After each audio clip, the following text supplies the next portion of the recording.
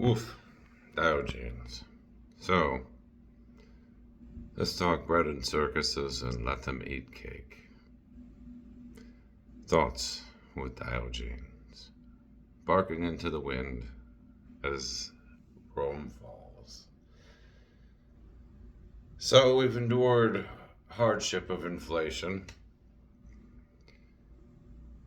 And the next administration we chose ran on the economy and inflation. And the rest of the world and most people that understand basic economics and the history of this country realize that his trade war is not going to help at all. In fact, more than likely we'll see gas by $7 a gallon.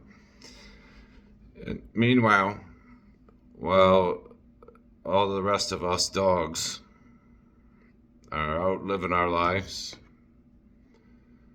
inflation will rise, things will cost more money, and Congress has chosen to say, you know what, even though historically this Congress, we've done less than anybody in U.S. history, we deserve a raise from $174,000 a year to $260,000 per year. Let that sink in. They basically did nothing, and they get to vote to give themselves a near $100,000 a year raise. Maybe I shouldn't be out here as a dog in the street. Maybe I should bark for Congress. And then you got who will be the world's first trillionaire. I don't even need to name him. You know who he is. Right after the election, he tells all you little bros to expect hardship. I really suggest that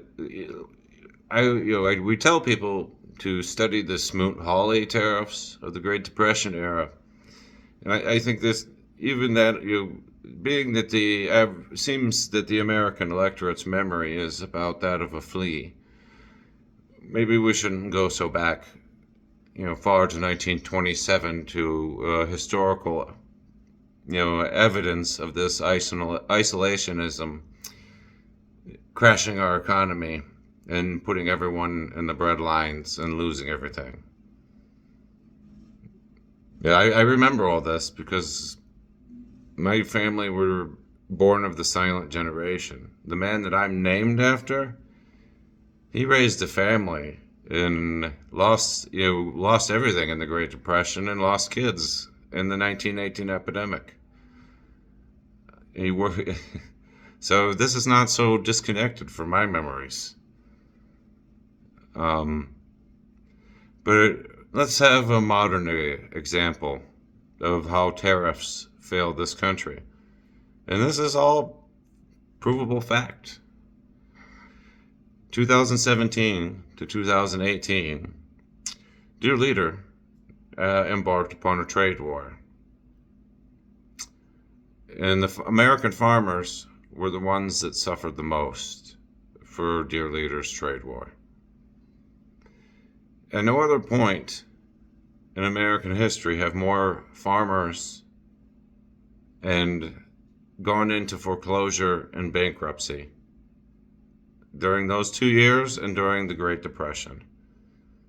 So we're lucky he didn't cause a depression his first term.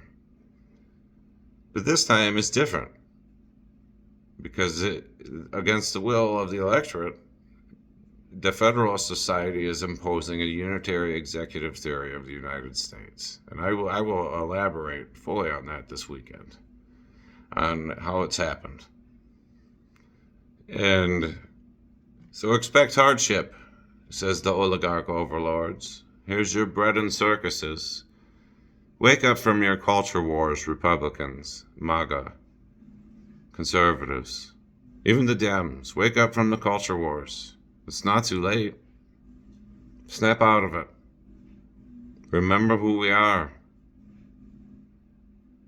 Stay vigilant, stay outspoken.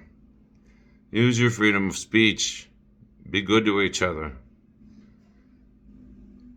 I've been in the streets a long time, walking and exploring and studying men. I don't care if I'm just barking into the wind. The storm is here. It's at our doorstep. The storms can always change direction. There's still time for them to wake up and remember who we are. The problem is, like Spider-Man and Dr. Octopus, the tendrils run deep over 20 years.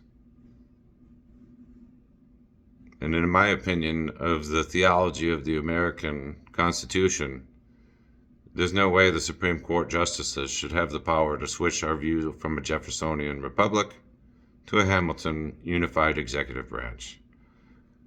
I suggest you all look into the history of that, because Thomas Jefferson made it very clear that that would go against everything that we just fought for. So it's an old argument, old to the birth of our republic. But what do I know? I'm just a dog, naked in the streets of Athens, barking as Rome falls. Woof. Have a good day.